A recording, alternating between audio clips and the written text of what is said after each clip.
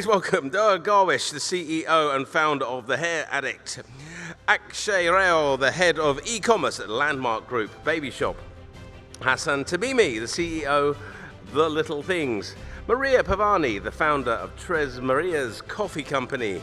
Nandan K Shetty, Strategic Transformation Director at Blue Yonder. Mayank Srivastava, the Associate Director, Middle East and Africa of Tata Communications. And to stir up our final chat of the day, we've Farid Vakil, the Regional Chairman Head of Zebra Technologies. Guys, if you are all under your photo, look at you guys, all under your photographs, I didn't even have to say. Well done indeed, thank you very much. Your final panel of the day, ladies and gentlemen, over to you. All right, thank you very much for that. We actually planned that out to ensure that we are sitting under the photos, man. Otherwise, it's impossible.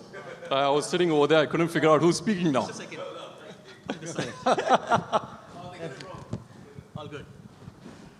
Right. Good evening. Good evening, everyone. I know it's been a long day. We're nearly there. But I can assure you, we have saved the best for the end. I've got a group of brilliant people on stage today.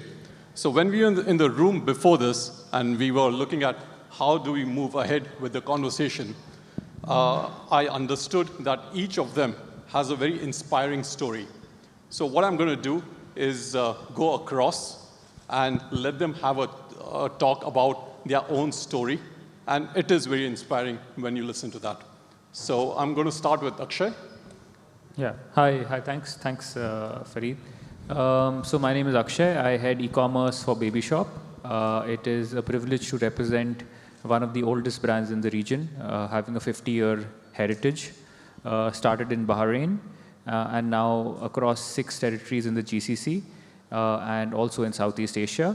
I've been part of this brand for the last 3 years, prior to which I was part of another brand called Homebox. I've been in the e-commerce business for as long as I have been working, almost 12 years. And it's a privilege to meet everyone here and happy to be on this panel. Thank you. Brilliant. Thank you. Doaa. Hello, everyone. I'm so happy to be here today. My name is Doaa Gawish. I'm the CEO and founder of the Hair Addict. We started actually as a social media platform in 2016, encouraging women to rebel, to embrace their natural hair, to change the beauty standards that we have been accustomed to. And we started providing them with the tips, the trips, and the encouragement. And actually, we turned into a product company in 2018. And since then, it has been a very exciting journey. So from a social media platform to a company that is headquartered in Egypt, has 2 branches in Saudi and the UAE, and we're shipping to more than 18 countries worldwide. Thanks. Thank you. I guess Hassan, I'll go. please. Yeah? Okay. Go ahead, man. My name is Hassan Tamimi, and I'm the CEO of The Little Things. Little Things is your collectible it was a home collectible journey in 1977. I've taken over it a few years, well, about 10 years ago. And when I've taken over, I didn't really like the home collectibles, so I went into collectibles. And we pretty much want to bring back memories. So anything that reminds you or recreates your childhood, that's what we're all about at The Little Things. From anime, DC, Marvel, or anything that brings back your childhood, as I mentioned. We have retail stores in the UAE. We're expanding into Saudi and Qatar. And we are also online. So that's us. Thank you. Thanks, Hassan. I think it's interesting that in such a niche environment, you've been able to create a large business over there. So that's very interesting. Thanks. Maria, please. Hi, everyone. Thank you so much for having me today. It's a pleasure to be part of this panel. My name is Maria Pavani. I'm the founder and CEO of Três Marias Coffee, a barista by heart. That's how I started my career in life 12 years ago, making coffee behind the bar. And in 2019, I ventured into my first business called Três Marias Coffee, where we import and we roast our specialty coffee beans here in Dubai. And we have other coffee products as well, such as coffee capsules, instant coffee, coffee ice cream. And in 2022, we ventured to alternative milk for baristas in specific. So this is the product that the company now is moving towards to, supplying F&B businesses and coffee shops with alternative milks for baristas.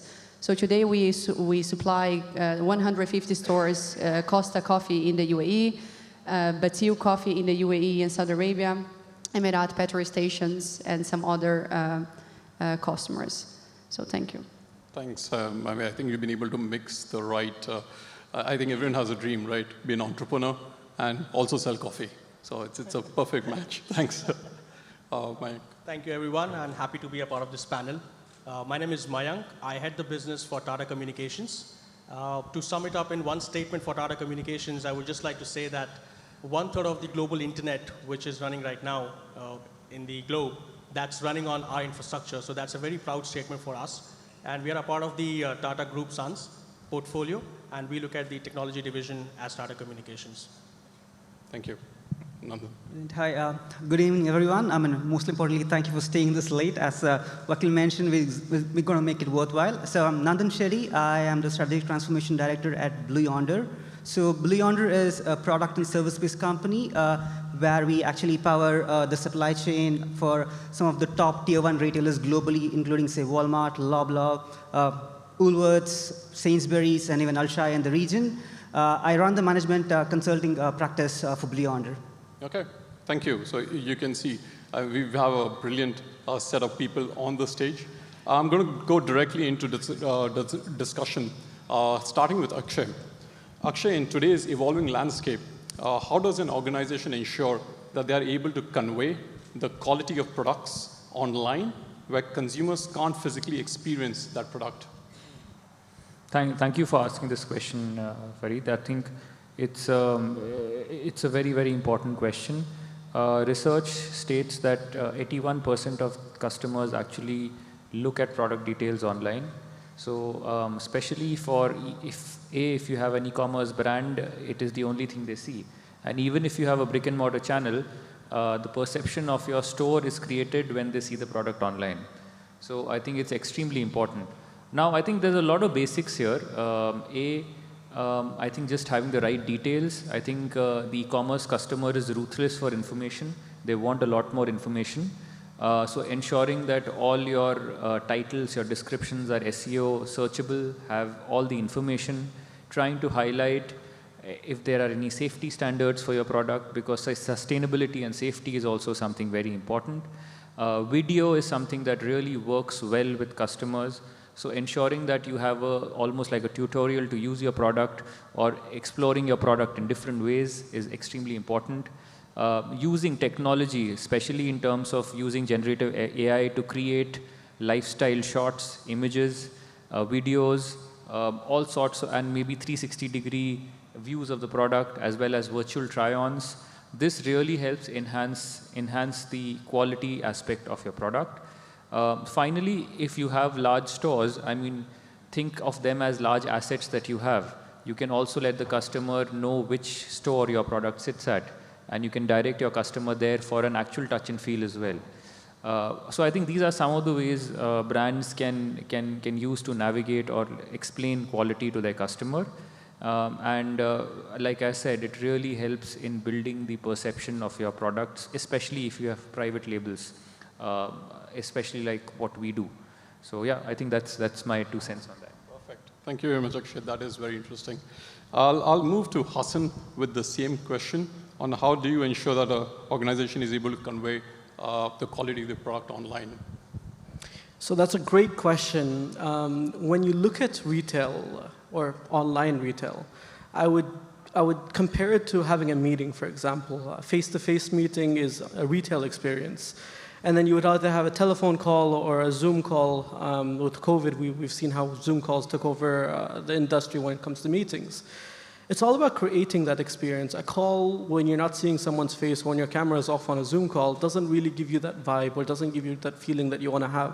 But when you're actually seeing that person in front of you and giving that vibe, it actually does it. So when we want to convert that into retail, it's critical that we create an experience. And it's not just an experience, it's actually customizing and tailor-fitting an experience that would revolve and run and change over time and adapt with technology as well. What we've seen is in our line of business, people always question if it's a licensed product, if it's an original product. And having that feel, having the assurity, to giving the customer the assurity online that they're buying licensed product, official products, it's critical. So having that experience is one side, showing them that it's available, it's a product that's licensed, it's a product that we don't work with unlicensed vendors, etc. Moving on from that, we also look at customizing the vibe when it comes to technology. When you buy a collectible, it's all about where it sits at the end when you unbox it. It's the shelf, it's the size, it's the details, as you mentioned, and making sure that we maximize the detail that we put online that will allow the customer to take a decision on whether they want to purchase it or not. Accessibility to returns, exchanges, supporting them on understanding what they require, a dedicated customer service team that also takes pictures, reassures the customer that whatever we're handling for them or the product that we're handling is something that we treat with the utmost respect and care. So it's all about moving that retail experience and putting it in online and showing the customer that we're there for them. Brilliant, thank you. Just to follow up on that, I mean, when we were sitting earlier, you had mentioned, Hassan, that the demographic, also the age that you sell to is anywhere between a 10-year-old to a 75-year-old. 75-year-old, brilliant. So how do you ensure you market to such a diverse audience? I'm sure there's a differentiation that you need to create over there. So when I was developing this side, it was one of the hardest things to do because kids like color. They don't like dark. They don't like, an evil side of a web page, for example. And when you come to an adult and he sees so much color, pink, blue, green, he's like, what is this, a childish website? So what we've done is we've tailor-fit the homepage and the landing page for the customer so they can have a different experience when it comes to an adult coming to purchase, or when an adult searches for a certain product. As an adult product, we would classify it as like a statue. The feel of the experience will be completely different than a child looking for a toy, for example. So it's very important to differentiate the different customer and the clientele and the age group so you can have the personalized experience. Okay, perfect. Thank you very much. Moving to Mayank. Mayank, from a technology enablers perspective, today we see brands moving towards phygital instead of pure digital. How do you think brands can implement an effective strategy to elevate that experience? Thank you, Farid, for the question. So we all know that the way forward for all the brands and most of the brands is phygital, which means a combination of physical plus digital stores. So there are multiple areas where we see that we can put some strategy together to go ahead and make sure that the customers end up with a good experience. So the first and the foremost thing which we personally feel is that it's a seamless experience for the customer, which combines the experience of the in-store experience versus the experience which the customers have on the online store. So just to give you a simple answer on that, I think as a consumer, if I am able to order something online, I should be given an option to go ahead and pick up the same order from the store as well. So that's kind of an option which the customers should have, and that should be the seamless interaction and the integration which should happen between the online and the offline stores. Moving on to the communication part to the customers, so a lot of brands, they do kind of multi-channel, omni-channel communications to the customers. But now from omni-channel, we are moving us towards the omni-channel communication, which means that all the brands are doing the messaging across different channels, but which channel is working best for them, that needs to be optimized. So you need to be very optimal, the optimal approach of the channels which are working for you. Apart from that, as Akshay mentioned about the new technologies which are getting implemented, like virtual try-ons and stuff, I think that's also another piece which needs to be incorporated in the brand strategy, that they can introduce new smart mirrors that can be implemented in the stores as well to give them kind of a new experience for the users. And last but not the least, but I personally feel that feedback is something which is kept at the last priority for a lot of brands. So there are a lot of brands that don't take the feedbacks, but that's one important piece that every brand should go forward, make some effort to collect all the feedback possible, because as humans, we tend to give more negative feedbacks than positive feedback. So it's very important to capture the negative feedbacks, the negative sentiments of the customer, and how to turn them across into positives. Perfect, that is very effective, thank you. Question for you, Maria. You had a quite inspiring journey in the world of coffee. So how do you ensure, if you can share your thoughts, how do you actually compete in such a competitive landscape? I think what worked very well for us with Três Marias, and myself as Maria as well, is the willingness to experiment. And then from the experiments that you do, be able to do quick changes and pivot to actually what is working and what is closer to the bigger vision that you have for the business. And then definitely working with learning from the things that did not work and, and applying a better solution next time. In the case of Três Marias, we started as a coffee trading business, right, where it was mainly focusing on B2B, so finding coffee shops or restaurants where we could sell a bag of 1 kilo of coffee. And during COVID, for example, we found ourselves with all the F&Bs closed. We have inventory on our warehouse, and now we have to, do something from home. So at that moment for the brand, I remember thinking, okay, what do I do now? And how do I actually do not close my business? And I sit in front of my computer and I literally Google how to sell a product online.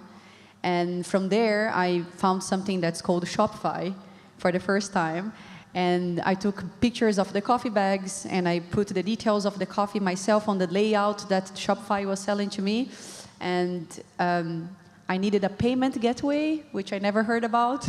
So I put my PayPal account details, and in the first 15 days, I sold $15,000 of coffee online. I was like, okay, well, I have something here, so how do I grow from here now? And on our second year of business, we went from $250,000 to $1 million. But I don't really know what to do with all of these right now. So now my competitors kind of, also did a brilliant job on e-commerce, and they caught to me. So what do I have to do now? Like e-commerce by itself, it's a whole business, right? It's different. I have a product and I want to sell in an e-commerce. I'm not an e-commerce that sells a product. So it's very complicated here. Let me see what can be done on the other side. And then finally, we reached to the alternative milk category. And that's when we found, okay, there is a very good potential in the market. And I think that if we focus on here, this is way closer to the bigger picture. This is going to take us faster and in a solid way to conclude our vision or to arrive in the vision that we have for the business. So we had to adapt, and we had to find answers, and we had to find solutions, and we had to knock doors, and we had to receive probably 200 no's for that yes that came and make a huge difference. So in the business side, it was very much like that. And then as Maria, this is my first business, and I'm a barista or a coffee professional. My job is to make coffee behind the bar or to give education to coffee professionals. And being a CEO and a founder and running a business is a completely different thing. So I also had to, in parallel with all those challenges of the business, I had to figure out also Maria as a business owner and as the CEO. So what are the skills that I need to have in order to be able to succeed with all those challenges? As a human, as a professional, because now I'm not a coffee professional anymore. Now I'm a businesswoman. So what kind of skills do I have to have in order to endure the journey? So it works for us to be very flexible, to be resilient, to be adaptable, and to surround ourselves with other amazing people that we can share stories and we can learn from, and understand that in the business world is never an end game. An end. It's constantly working. It's constantly evolving. So I feel that being adaptable and resilience and looking for solutions and innovating is definitely a few things that worked very well for us as a brand and as a founder. Brilliant. Thank you very much. It's great to see that the hustle is actually working out for you. Thanks. Thank you. Right. Moving to Doaa. What would be your thoughts on being able to compete in such a competitive landscape? Actually, it's several things, but the most important one, I would say, is being close to the consumer. So you see, we started as a social media platform, and now we have between our platforms and followership like around 1.5 million followers, and actually they're quite engaged. So we have managed to establish a community in which people are constantly asking about everything hair. They come to ask about social like norms, what do we do about leaving our hair natural, which products shall we use, is this product good or bad? So they even ask about products that are not ours. So it has enabled us to gain the trust of so many people and actually be extremely innovative, because we sense the market demand for a certain product before it is there in the market. It has also enabled us to form like a very big consumer focus groups in which we get to hear about all other products in the market and their prices and what people think about the packaging, the performance, everything. And it has enabled us to have like a continuous improvement process. So whenever we launch a product and we get comments from the people about the pricing, the packaging, even the cap of the tube, we change it right away. So being close to the consumer, we get millions of comments per month, by the way, and all of the people working for the Hair Addict, they go on the platforms and they read the comments and they get engaged. So we dedicate 2 hours per day to engage with the consumer through our platforms. It has enabled us to be innovative, to be ahead of other brands, and to be in continuous improvement. So if you look at our lineup, you will see most of the frizz-off line, you see the hair care tools, you have never seen them in any other brands. And actually, you will see the people coming to us continuously, asking us about all the trends in the market and how to adapt them and which to adapt. So again, the most important thing for us is staying close to the consumer. And actually, we opened several pop-up shops recently in Cairo. We go to the store, we talk to the people, we engage, and we try to make it like an experience to buy from our pop-up shops, not only to like a counter to sell products. Brilliant. Thank you very much. Thank you. Just to follow up on that, so do you believe it's, for you, it's a better channel to sell directly to the For customer? sure. Or do you look at also going through existing retailers? Okay, so for a startup, for a brand like ourselves, it was extremely helpful to direct the traffic from the social media platforms to our platform automatically. The consumer acquisition cost is extremely affordable. It has allowed us to keep a certain level of the margin in which we invest in other channels. And actually, we have acquired a lot of reliability and brand equity to the extent that whenever other affiliates come to us to work with them, we managed to reach a good deal that would enable the brand to grow. And also we have found it very helpful, again, to get the consumer feedback through our website, not only the platforms, and to push notifications whenever we have a new product, whenever we have a discount, and so on and so forth. And actually, in other competitive markets, such as more competitive markets than Egypt, such as UAE and Saudi, being online, being known online will enable you with the offline retailers. So they would come to you offering for your product to be on their shelves. It will be a pull, not a push, which is less expensive, much more less expensive than having to push the product through the official channels. So for example, in Egypt, we started online. The other affiliate online stores such as Noon and Amazon, they approached us to sell our products because the brand equity was high. A distributor for pharmacies. Now we sell in thousands of outlets, and it was all a pull. So yes, I would recommend starting online to establish a strong brand equity, especially that all the young people, the Gen Z onwards, are all online. Whenever you put something on TikTok, you put it on Snapchat, it goes viral. You have a new product, the second day everyone knows you have it. So it's a natural progression to sell online instead of going offline. However, having like a store in which people can see and feel your products is a very nice and complementary experience. It's very much needed in cosmetics, but it can come at a later stage in the world we live in. And also to answer your question regarding how would people know the quality of the product, how would they experience it? You see, this is the power of having the community, the referrals. So in the day-to-day life, people, when they see other people, not influencers, not famous ones, just other people going on the community, because we have a Facebook very big community, Instagram, TikTok, all the platforms we are there. They come onto the community, they share their experience, and they share it on other platforms as well. So the referrals work quite well in like advertising the quality of the product, whether be it in performance, be it in packaging, be it in everything. So the whole cycle can be complete online without having to go first offline. Thank you very much. That is very fascinating. Thank you. Nandan, first question for you. How does a technology provider offer value to a retailer in a very competitive environment? This is my favorite question, being a technology provider myself.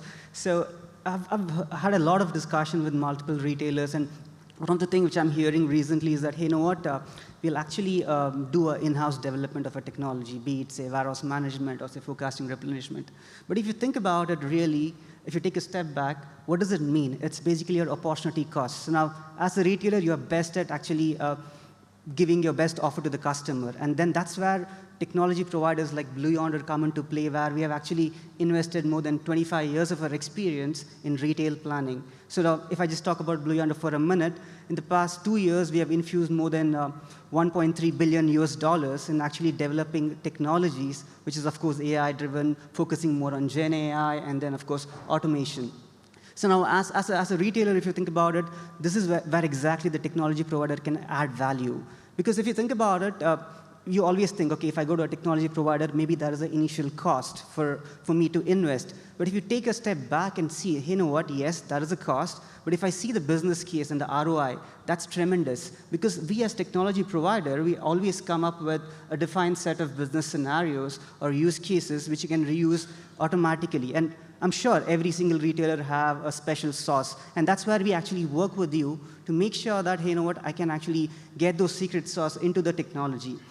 Now, this is, again, talking about silos. So now, if you think about any retail organization, every single stakeholders works in silos. So if I talk to a supply chain director, the key KPI is, you know what, availability, forecast accuracy, or inventory reduction. If I talk to a merchandiser, okay, it's how best I'm utilizing the space at the store. But now this is exactly where we come into play as technology providers to work with you so that we can break the silos. So you will be working in one version of truth across your organization. So now that's the power of actually breaking the monoliths and working with the technology providers to give you that offer to you. And then lastly, the very important thing is any implementation, any transformation implementation goes with the business case, correct? So now we work with you to come up with the business case which is relevant for you so that you can take to your board and get the approval. And why it's important is because now if you go with the technology provider, yes, there is an initial cost. But now, on the long term, if I look into my, say, working capital, you would see a huge reduction in your working capital. And also, if I talk about a recurring P&L, that's, again, where we actually work with you to build a business case. It's not just the technology, if you think about it. It's more also about the people. So now, technology implementation is always easy. But as Blue Yonder, we also come up with a change management offer so that the technology what you implement, you're actually adopting. Because at the end, it's people. I think that's my take on the entire technology. Thanks, Nandan. I think that change management probably is many a times the key to actually being able to implement that technology into that customer's premises. Thank you for that. Akshay, another one for you. Could you highlight the relevance of digital-first approach and its comparison with traditional brick and mortar retailers that have adopted e-commerce? Sure. I think, again, a very relevant question, Farid. I think I was just listening to Doaa's, speaking about how she scaled the business online, and I think it's a very relevant example of why we should be. I think all companies should be digital first now. I think the consumer lives online, Gen Z lives online, and I can think of a variety of traditional brick and mortar retailers who, in the recent years, have become digital first. I think M&S is one of them. I think their mission statement in 2021 was to go digital first. I can look at Next in the region, or let's say in the UK, who are also having maybe about 30 or 40% e-commerce penetrations, which is huge. Now for traditional retailers, I mean, why should one be digital first? I think e-commerce is not just a follow-on channel to support your brick and mortar stores. I think there's a fundamental shift here. The e-commerce channel is how the customer perceives your brand. I think it's the other way around. It's not that the e-commerce store is an extension of your store. In a few years, your stores will be, I won't say, I mean, it's difficult to say which will be the larger platform, but definitely an e-commerce shopper will have some influence on how your stores also work on. So I think, how do you reimagine that? How do you go? It's not just digital first is not just a word. I think it depends on technology, infrastructure. Do you have cloud computing solutions? Is your infrastructure such that you can scale for peaks for Black Friday or no? I think those are ways that a provider can go digital first. It's also thinking about your product strategy. What is your price ladder? So a lot of companies look at, oh, this is my omni-channel range, but then I'll have a few e-commerce exclusive SKUs to let the customer choose, maybe low-priced items, because everybody assumes an e-commerce shopper loves discounts, right? It is true, but I think how category merchandisers should approach this is, what is my ladder? How does my e-commerce product fit in? Where does my product live? Does it live only at the store? Does it live online? Start with how your e-commerce ladder is going to look like, and then move to the stores. Ideally, also have your category hierarchy. Whatever your site hierarchy is exactly how you should map your store hierarchies. It's also easy to sort of look at the data from the back end. And supply chain. I think supply chain is such a cornerstone of e-commerce now. I mean, if you look at regions such as India, people are moving from same-day delivery to 10-minute deliveries now. That is the next big thing, quick commerce, right? So how does the company, a traditional company, reorganize their supply chain to help customers go into this sort of domain? So I think there are a lot of things that, a digital-first company does. And I think traditional brick-and-mortar retailers are catching up, but there's still a long way to go. But I think there is no choice. I think the battle or the winner in the future will be the company who is digital-first the quickest. I think that's my. Thanks. I think the message is clear, right? There is no choice how to move ahead. Thanks. Doaa, coming to you. Appreciate if you could share your thoughts on the same question with regards to the digital-first approach.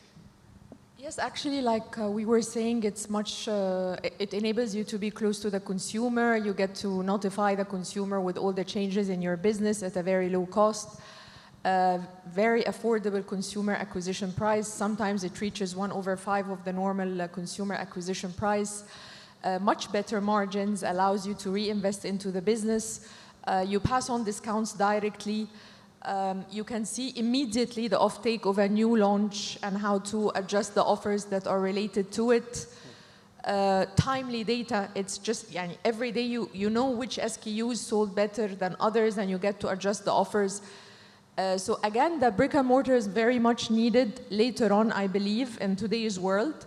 Not right away. It adds a very nice experience. People like it, but I believe that starting digitally first, it enables you to hold on to your margins, reinvest in the business, get the message out there faster through social media. And actually for a brand, a startup that started in 2018, like us, to be able to scale in 3 countries and ship to 18 in such a short period of time, I think the main enabler was the scalability came from the fact that we are online. So although the markets are different, we know how to do it. We know how to establish presence online and then direct the traffic to our e-commerce website. So a lot of benefits. I see that for startups, it's the way to go now. And I see a lot of big, very established retailers are switching. It's a bit hard to do the switch and to do sometimes the cleanup, but it's much needed. All right, okay. Thank you for that input. Moving to Hassan. Hassan, how would you create flexibility and agility of adapting to market trends and consumer preferences without a constraint of physical retail spaces? Well, great question. Working in the niche that I work in, it's one of the hardest things to do because change, everyone is resistant to it. But when it comes to an online presence, as you guys mentioned, it's much easier than doing it in a store. Main reason being is you can understand what's in trends and make adjustments to the business and the requirement as soon as possible.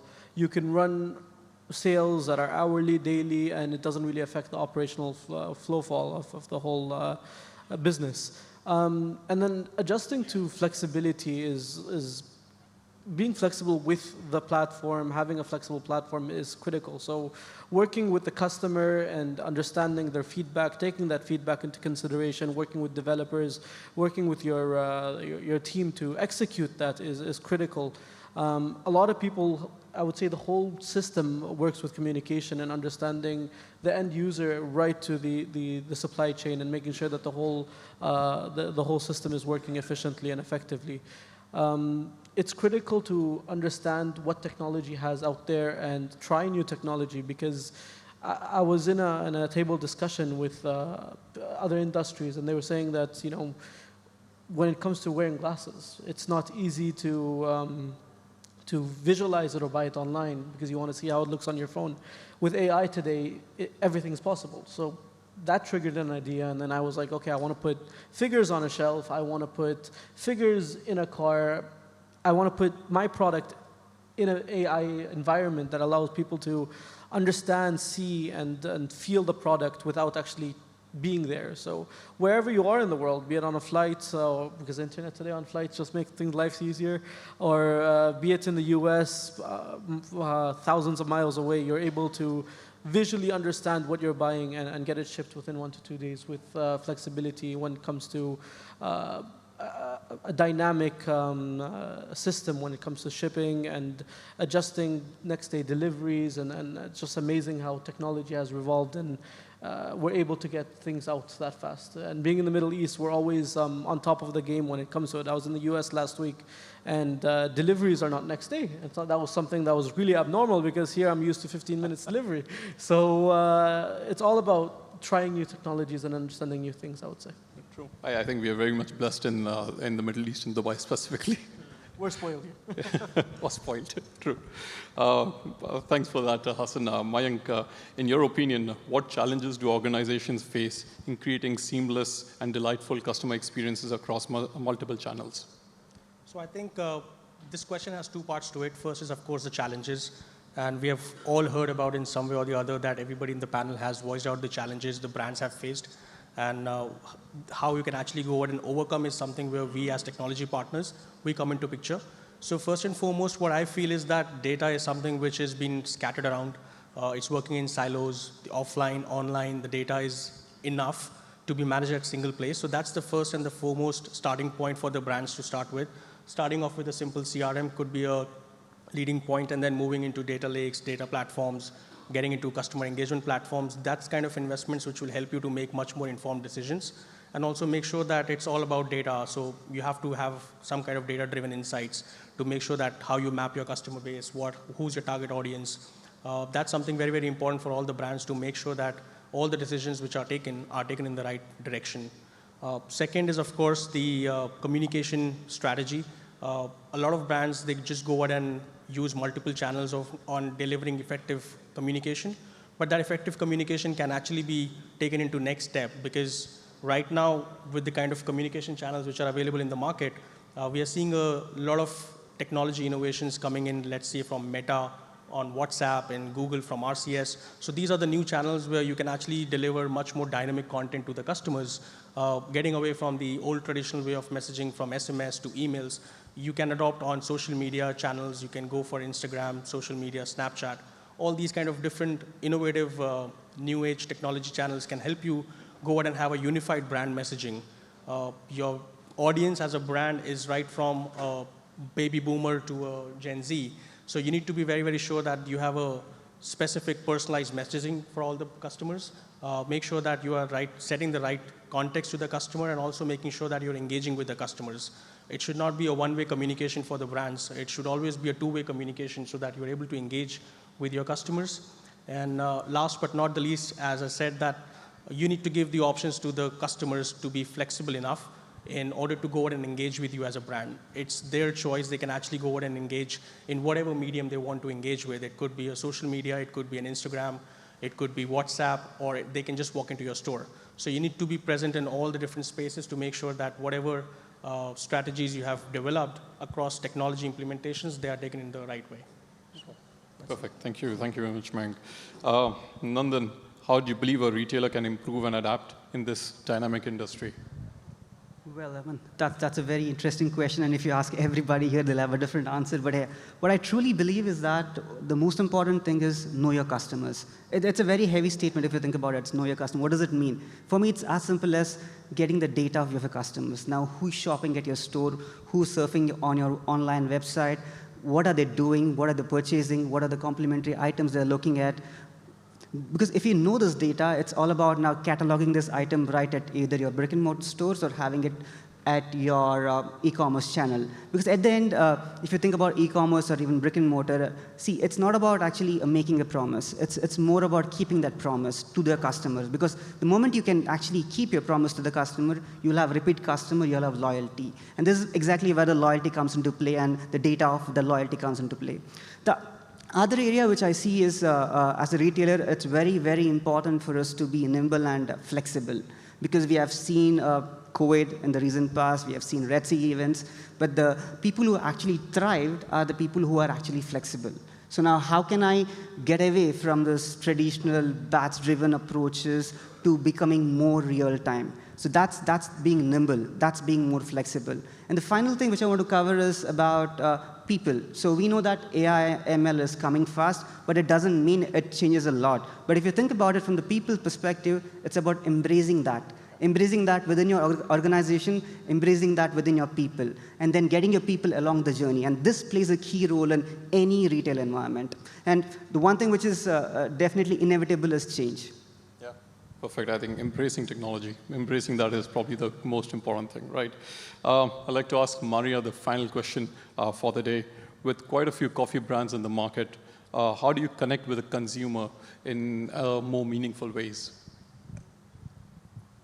For us, what worked really well that will help me to answer this question definitely is the way that our brand was very authentic, and we kind of like knew where we stand, and we didn't want to blend in.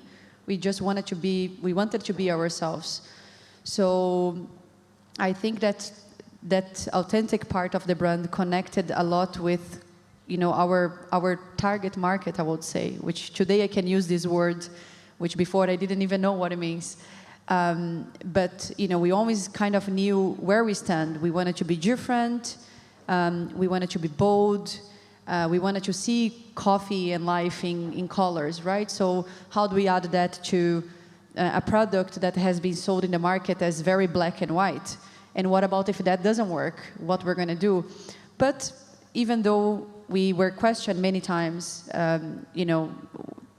because of the way that we present coffee, right? I think our brand as well came to the market in a way, in a very first way that was almost like a fashion brand, So we had a very different look and feel to the brand, and we kind of tried to take care of the details from all the aspects of the business. So from the bags that the client received when they place an order, to the way that we communicate. And I was personally actually writing cards to my clients and signing all of them. Thank you for your order. Our business appreciate it. So I feel that human, authentic aspect of the business was really what set us apart on the beginning. And then second, listening to feedback. I think it's very important as a brand. I was personally on the beginning as well, and even today, receiving feedback myself, receiving emails and dealing with feedback. And sometimes I would actually take the phone and call my client or send a message on WhatsApp and just say, hey, I received your feedback. This is really appreciated. Without negative feedback, we can never get it right because we don't know it's wrong. So thank you, and the clients appreciate that very much. And I think that builds, that connection. And slowly you go building what is my third point, which is your community. Because without community nowadays, especially in Dubai, right? Because your brand can become a trend, but then eventually we're going to have to settle, right? And without your community to navigate that phase, you are not going to go anywhere. And I'm not saying only about the end consumer as a B2C brand, but I'm also saying, other brands that, you partnered up with to create a nice event or to create Like we did Ripe Market, for example, for 3 years. And the amount of people that, you know, even today they say, hey, you know what, we love going there because of Três Marias. You know, you make our Saturday morning, you know, a better day to wake up to. So I think that community is, you know, very crucial to succeed and to connect with your clients, because I feel that without the three of them, they're kind of like connected somehow. You unlock the first one, and then for you to, you know, keep growing, you have to unlock the other two. So that's what I could say. Perfect. Thank you very much. I think two key words, right? Personalization and community. I think that should resonate pretty much with everyone around in the room as well. I think that's pretty much it, what we had time for. I do see him looking at us. It's time to get off, guys. Come on. So thank you very much to the panel. Thank you for everyone else over here who actually stayed till the end. Appreciate it. So thank you very much. See you guys at dinner. Thank you. Thank you. Thank you. Thank you. Thank you. Thank you.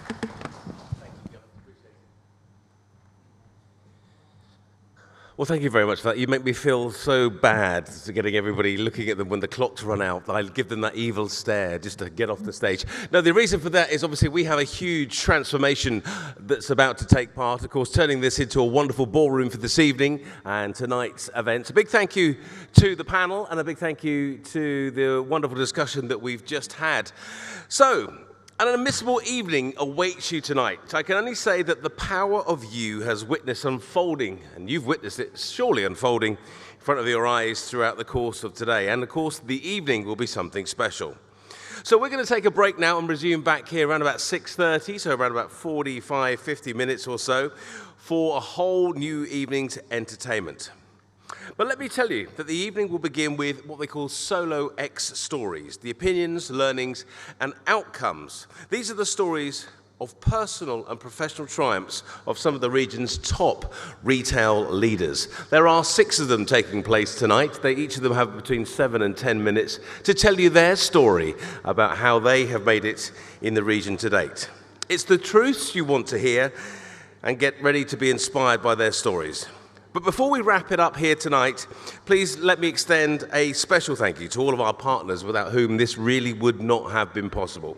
A big thank you to Retail GBT, Zebra, Deloitte, Enoch, Blue Yonder, Alpine Capital, DLR Group, Honeywell, Babyshop, Sleek Flow, Dalma Mall, Tata Communications, Bright Minds, Arabization, MishiPay, Calendar Group, EMAC, 6DX, Scion Lighting, The Inspired Home Show, The Perfume Company Africa, and LC Waikiki.